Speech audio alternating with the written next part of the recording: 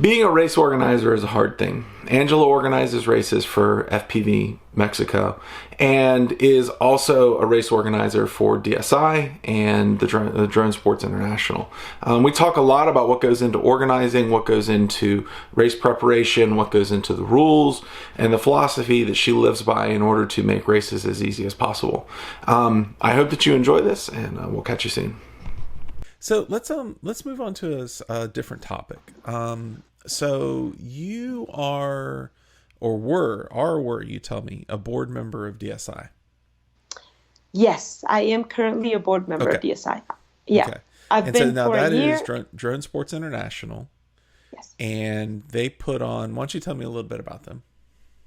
Drone Sports International. The first time I always forget. Okay, so yes, 2016. So the first meeting that there was for what later became Drone Sports International was in 2016, and I got to go there because back in 2014 we got contacted by Aerial GP. Mm-hmm. They're still around, but they're not doing races anymore. Mm-hmm. But they were one of the first race organizers in the U.S. And back in the day, they asked us to be an AGP chapter, and Mm-hmm. we were AGP Mexico for a while. But they naturally moved into just creating content and making great videos. But we've remained friends. Like if there are people that I highly respect in the FPV and drone in general community, it's definitely AGP. I Mm-hmm. mean, Katie, who's no longer there, Sven is just one of my favorite people in the world. And Rio, he's just amazing. Like those guys were great. So even though we hadn't been a part of AGP for a while, in 2016, they told me like 2 weeks before the thing or 1 week, I can't remember. They were like, Angela, I was invited to this event in Korea and I'm not going to be able to make it. So I wanted to know if you could represent AGP.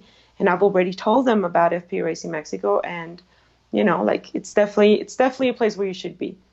So, I mean, who says no to a paid trip to Korea, right? For drone sports. I mean, I would have been crazy, right? Right. So having my own company and everything, I mean, I get to like juggle with my crazy schedule, and I love that it's a crazy schedule. So I was like, hell yeah, I'll go, definitely. Who Mm-hmm. do I talk to? So I started talking to DSI. They flew me there with a bunch of other people. I got to fly as a pilot. Um, it was insane. It was cold. It was snowing. My hands were shaking, but it was a great experience. And people from DCL were there. MultiGP, I believe, was already there. Mm-hmm. I can't remember if MultiGP was at the first meeting, but TBS was there. Immersion was there. It was one of the first times that I saw Trappy and Tony talking to each other, and Mm-hmm. of course, it was amazing. And there was Nigel from Rotor Rush, who I love with all my heart, and and we just started talking like we should work together to make drone sports be a thing. We should definitely, the thing that has broken the community up is all the fighting, all the petty Mm-hmm. arguments, all the drama, and within pilots, within communities, within leagues. So we gotta like start working together because we're definitely here for the long run, and drone sports is definitely here for the long run as a whole, like not only racing. And there was also freestyle that time. So we said, yeah, we should definitely sign a document. I think Nigel was the one that brought it up. We should sign a document that says that we want to work together towards the betterment of FPV. So we Mm-hmm. did, and things weren't quite as fluid at first because I mean, this is an international organization trying to work together with different time zones and everything. But we were very much alike in the way we saw things and where things were going, and our hopes and dreams were still there, but we were also very disappointed with many things. Drone Worlds had already happened, and the U.S. Drone Nationals, the second edition, had already happened. There were many things that were going on that had us a little bit disappointed. And even Trappy gave a talk at that time that was called something like, what was it? Like, is drone racing going to be dead soon or something like that? I mean, it was like super dramatic, like, Mm-hmm. like FPV is going to die or something. And it was a mix of gloominess and hope. It was just weird. But then in 2017, there was another edition, and we're like, okay, so this is the second year where International Drone Sports Championship is happening. It's starting to become a thing. Mm-hmm. We haven't seen many events happen twice. Like World Drone Prix, I was there, and it only happened once. I mean, Mm-hmm. $1 million, great, but it never happened again. Right. Yeah. Drone Worlds never happened again, and we were kind of like skeptical, about the whole thing. So then 2018 came up, and then things started getting really interesting because in 2017 there were a lot of people that started being disappointed about the organizers in Korea not being committed to what we were supposed to be doing. In reality, I think they were just being very cautious about things. Mm-hmm. And in 2018, I was just like, oh my God, this is going to be great. Like, my heart is with DSI. It's definitely a great organization. And they opened it up so that we could have board members. So we are members as an organization, and it's like 30 something members all over the world, not only leagues and organizations, but also companies that work with the whole FPV thing. But then they said, okay, whoever wants to be a candidate, you can just submit your stuff. And I was very involved with them already. Like, I was just like, who wants to participate? And I was like, me. Who wants to write documents? Me. Who wants to edit things? Me. Like, I was just trying to be there. And then I gotta say, one of the reasons that I also loved working with them was because Sue, the main person there for us, like our main contact, she's an amazing person. She's so passionate. She's not a drone pilot, but she's so passionate about what she's doing. So in 2018, it was several of us that were candidates, and FPV Racing Mexico got voted. We were the only candidate that everyone voted for. And that literally made me cry. Like, when they said my name and I saw who voted for me, like, not who, but like we got 100% of the votes. I was just like, this is insane. Like, I can't believe we're here. This is crazy. And Nelson Aquino, I remember, was there for multi-GP, and I was just so happy that he was there for that moment. And from that moment on, we got really involved, like so involved to the point that many mistakes that were made during the race in Korea in 2018, we really tried to fix in 2019, and we were directly involved as board members. So it was 5 of us. It's Japan with Yukotera. It's Nigel Tomlinson from Rotor Rush in the UK. It's it was a hunt from DR1, but DR1 is no longer a thing. Unfortunately, they're not there anymore. Who else is there? Oh, Nick Iverson from Drone Sports Canada, and me. And now that Sahand is no longer there, the 5th board member is Buwan from AstroX, this huge company / team, and they're great, and he's great. So that's the board members now. So, and right now I'm head of the race committee. So it doesn't mean that I make the decisions or anything. It just means that I have to make sure that things are done. So it's a huge role. So do you now for Drone Sports International, do you guys like, set down the racing rules, set down, this is how things are going to run? Is it just Korea, or is it like an overarching body that, sets down rules kind of like multi-GP does here in the US? So Drone Sports International is trying to learn from everyone. So that's why it's trying to gather a lot of people. And the race is just like the cherry on the top. Like one of the things that we're most worried about is being able to have DSI support its members year round. And that's our goal for 2020. We're going to end the year with a lot of things being finished and starting the year fresh. 2020 is going to be great for DSI, but it's an organization that's trying to set rules and formats as suggestions. They're not trying to like be the ones telling people how to do things or telling people they can't do things. They just want to be an organization that actually helps out other organizations. It's a really interesting way of seeing it, because at first we're all skeptical and everything, but assumption is the mother of all fuck ups. And a lot of people assumed that they had really horrible intentions. And then 4 years later, they're still around and they're still doing great things. And then for the championship, which is like the huge year race, we have to have everything ready months in advance, because this year it was with a very short notice. As board members, we waited a little bit for the people at Korea to give us the document that we were going to work on. We're also like trying to be respectful of their work and stuff like that. But definitely, we're not going to let that happen for 2020. Pilots and teams need to be ready with tech specs and formats and everything so they can prepare. And that's something that as board members, we're making sure that happens. And that's something that as the main people in Korea, DSI are giving us the opportunity to do. So it's not that they didn't want us to do it. They were just too afraid that we were not going to be we were not going to have the disposition to do it. And then we were. So that's what we're trying to have, like actual rules and regulations that can be out for the championship, and they can be taken as suggestions by other people that want to start doing this or that are already doing it.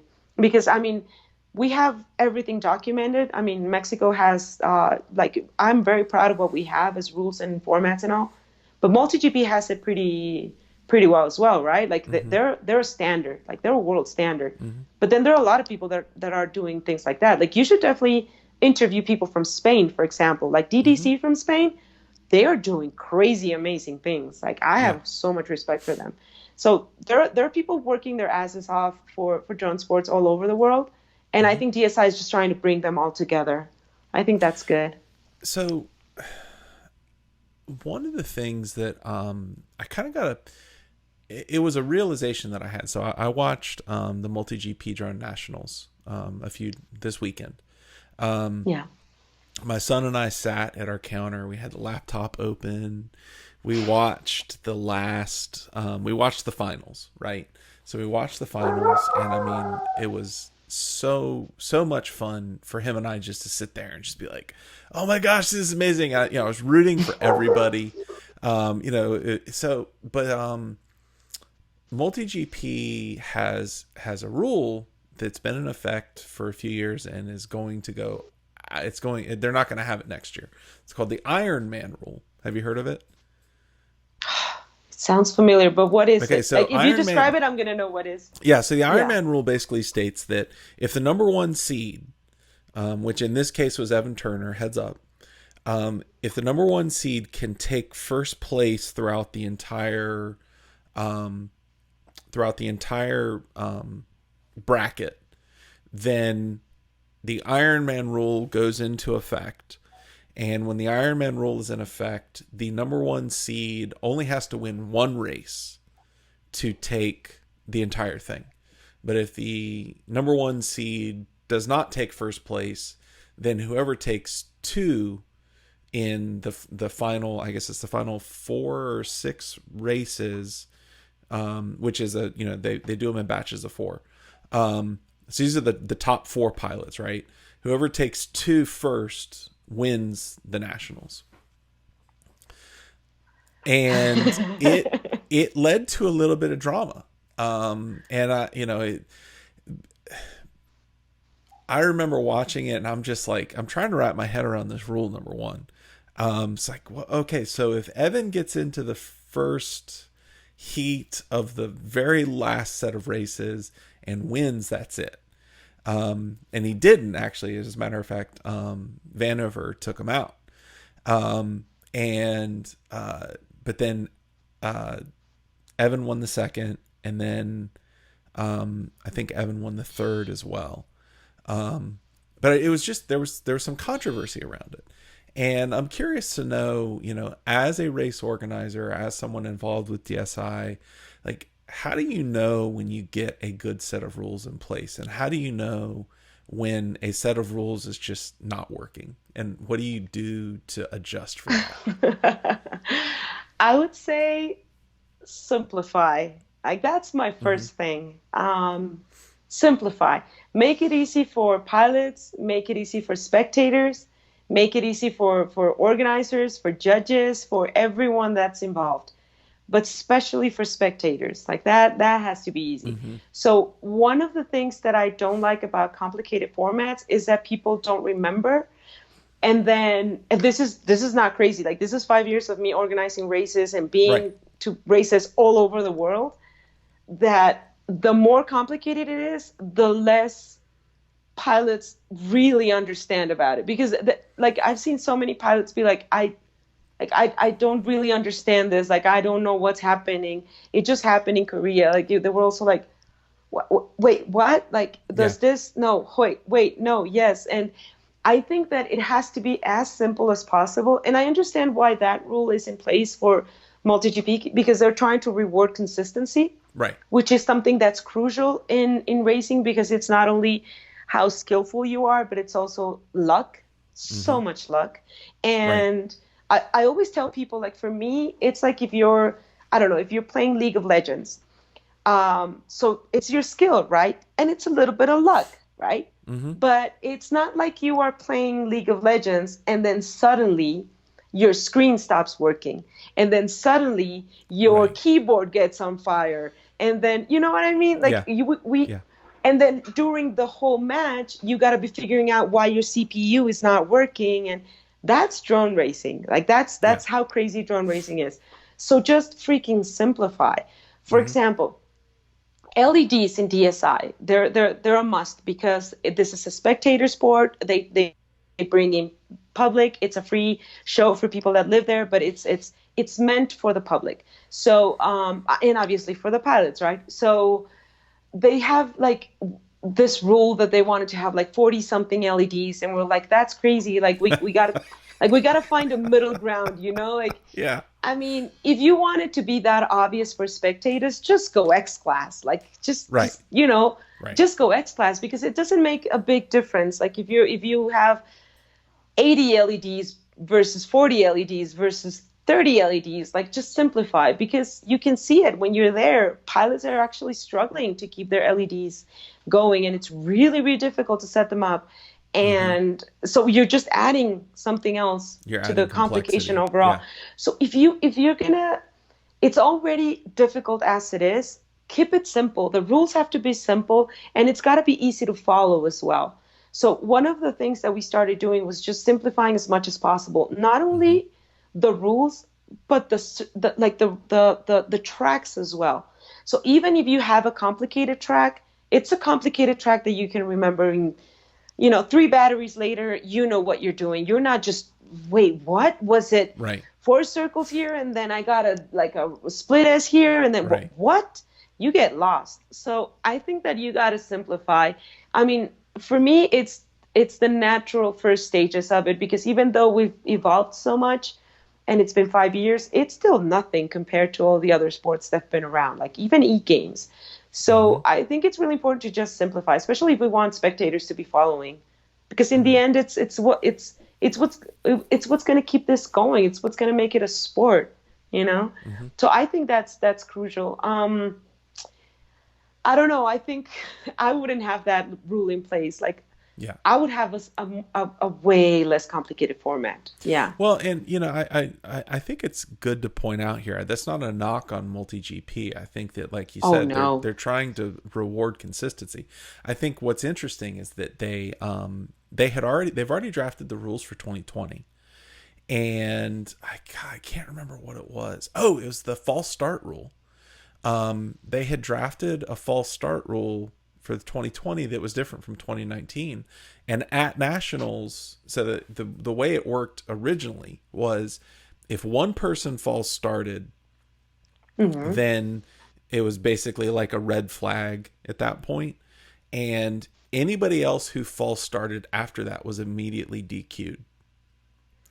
And which was like, well, why would you be? Shouldn't you get as many chances to false start as the first guy that false started, because he got that person got the free one, right? And they had that. They all of a sudden they had that situation come up in one of the earlier heats, and they said, you know what? This is a stupid rule. We're going to adopt the 2020 rule right now.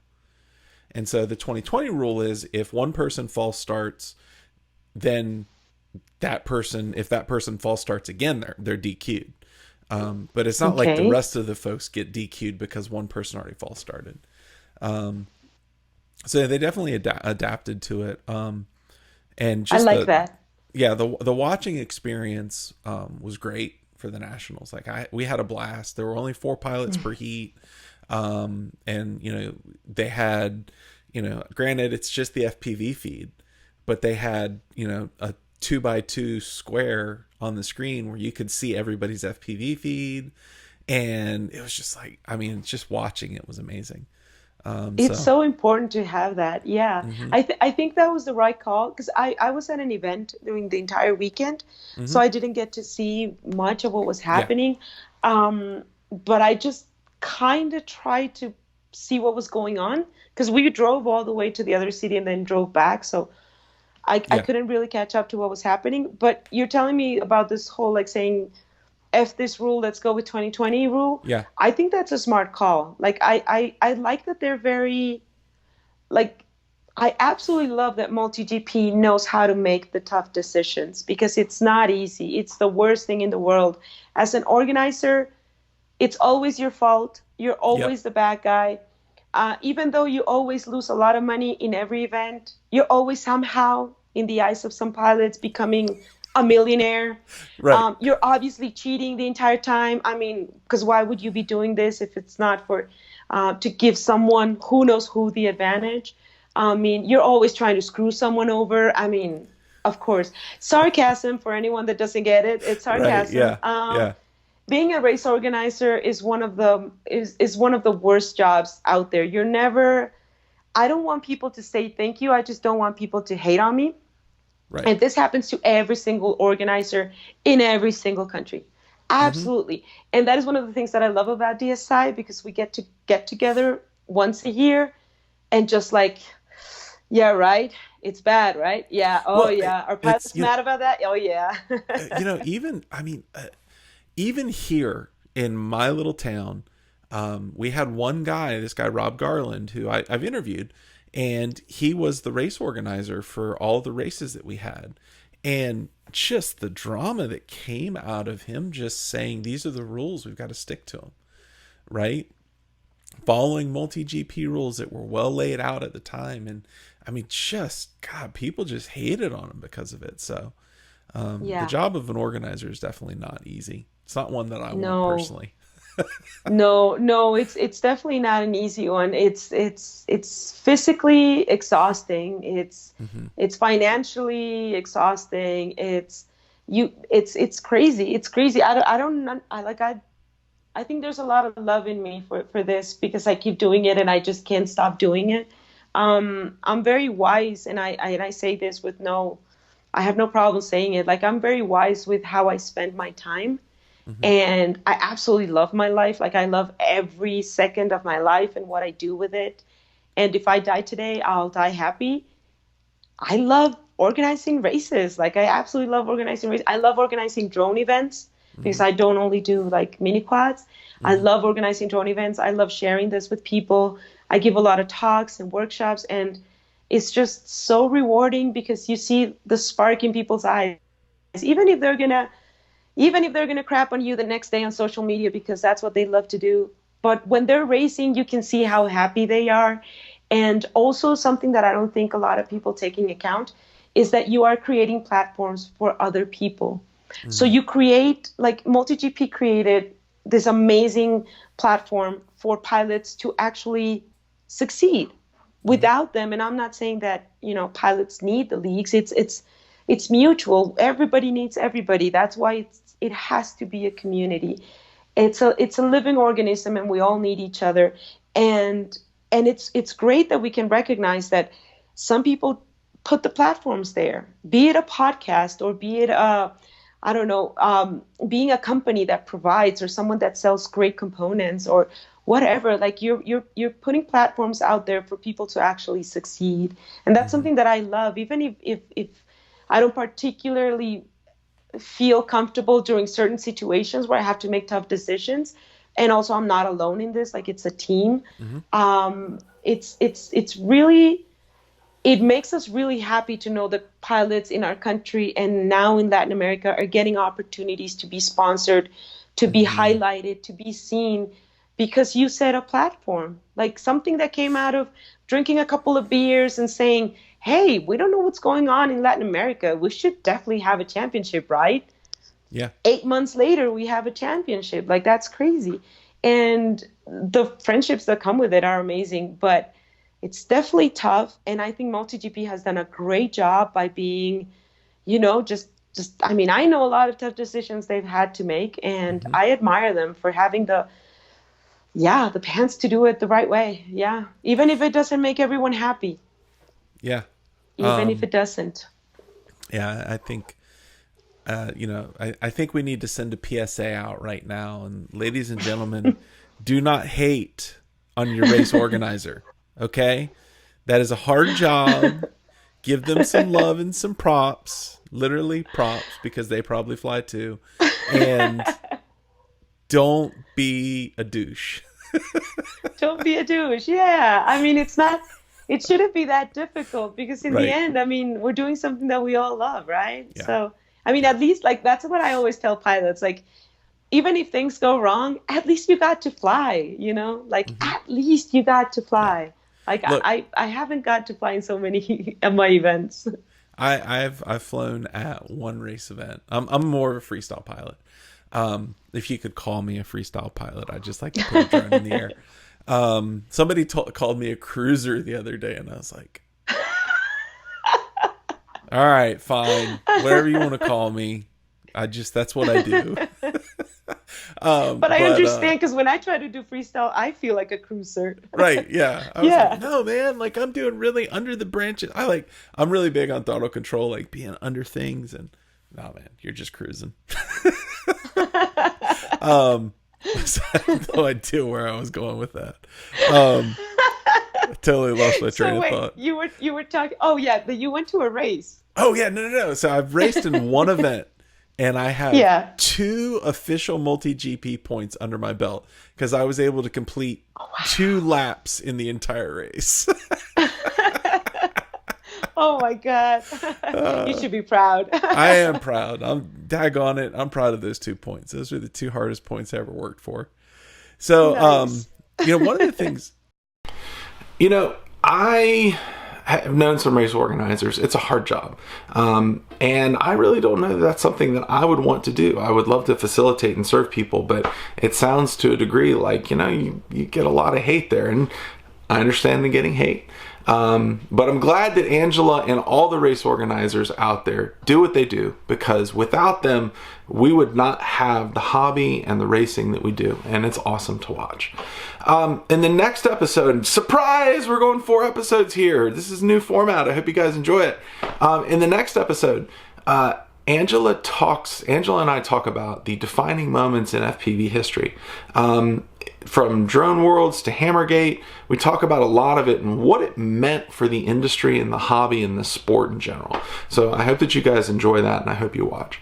Once again, I'd like to thank my patrons. They are a source of just awesomeness for me. I love having them. I love the comments they leave. I love talking to them. They're great folks, and they're there because they love me. If you happen to love what I do, I would greatly appreciate it if you would support me. There's a link in the description below.